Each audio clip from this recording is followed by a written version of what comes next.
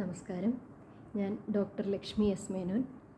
Music ട്യൂട്ടോറിയലിൻ്റെ 47ാമത്തെ എപ്പിസോഡിലേക്ക് ഏവർക്കും സ്വാഗതം.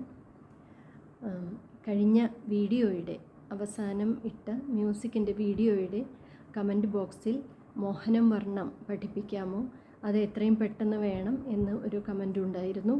അത് പ്രകാരം മോഹനം വർണ്ണം പഠിപ്പിക്കുകയാണ്. മോഹനം രാഗം 28ാമത്തെ മേളകർത്താ രാഗമായ ഹരികാംബോജിയുടെ ജന്യമാണ്. മൊത്തം 72 മേളകർത്താ രാഗങ്ങളാണുള്ളത്.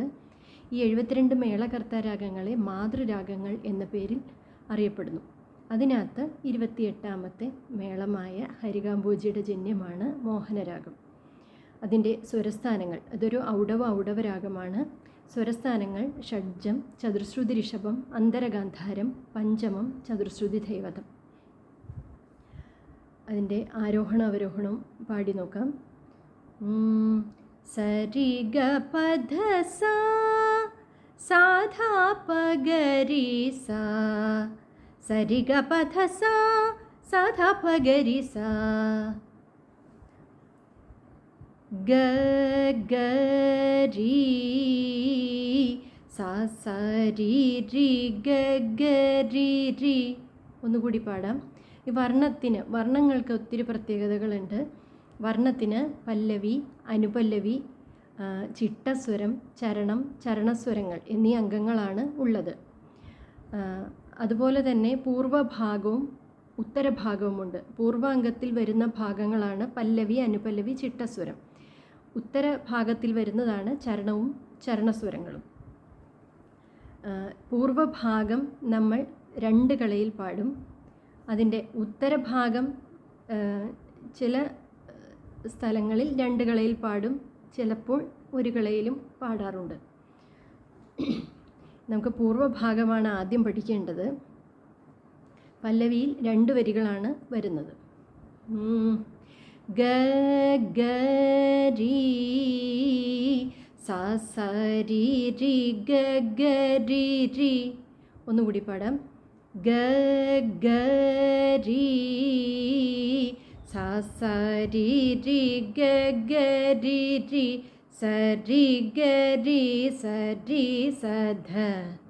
ധ മന്ത്രസ്ഥായിൽ വരും. സരി ഗരി സരി സധ, സരി ഗ പാഗരി സരി. ഒന്നുകൂടി പാടാം.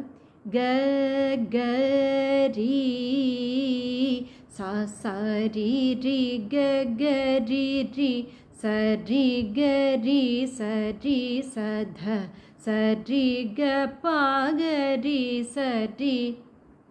ഈ വരി നമുക്കൊന്ന് താളമിട്ട് പാടാം. 2 കളയായിട്ട് താളം ഇടണം. ഗ ഗരി സാ സരി രി ഗ ഗരി രി. 2 കള എന്ന് പറഞ്ഞാൽ 2 പ്രാവശ്യം അടിക്കുക. 2 പ്രാവശ്യം ഒന്നാമത്തെ വിരൽ, 2 രണ്ടാമത്തെ വിരൽ, 2 പ്രാവശ്യം മൂന്നാമത്തെ വിരൽ, എങ്ങനെയാണ് 2 ആയിട്ട് അടിക്കണം. ഗ ഗരി സാ സരി രി ഗ ഗരി രി, സരി ഗരി സരി സധ, സരി ഗ പാഗരി സരി ഗ ഗരി സാ സരി രി ഗ ഗരി രി, സരി ഗരി സരി സധ, സരി ഗ പാഗരി സരി. രണ്ടാമത്തെ വരി ഗ പ ഗ ഗരി സ രി ഗരി രി സധ. ഒന്നുകൂടി പാടാം. ഗ പ ഗ ഗരി സ രി ഗരി രി സധ, സരി ഗരി ഗ പ ധ പ ധ സ ധ പ ഗ ധ പ ഗരി. ഗ പ ഗ ഗരി സ, അതൊരു ഫ്രേസ്. രി ഗരി രി സധ, സരി ഗരി ഗ പ ധ പ ധ സ. ഒന്നുകൂടി. ഗ പ ഗ ഗരി സ രി ഗരി രി സധ, സരി ഗരി ഗ പ ധ പ ധ സ ധാ പ ഗ ധാ പ ഗ രി.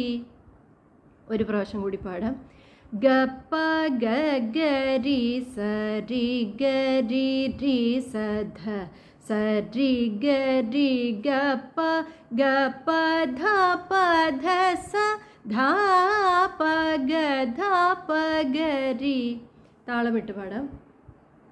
ഗ പ ഗ ഗ രി സ രി ഗ രി രി സ ധ സ രി ഗ രി ഗ പ ധ പ ധ സ ധാ പ ഗ ധാ പ ഗ രി.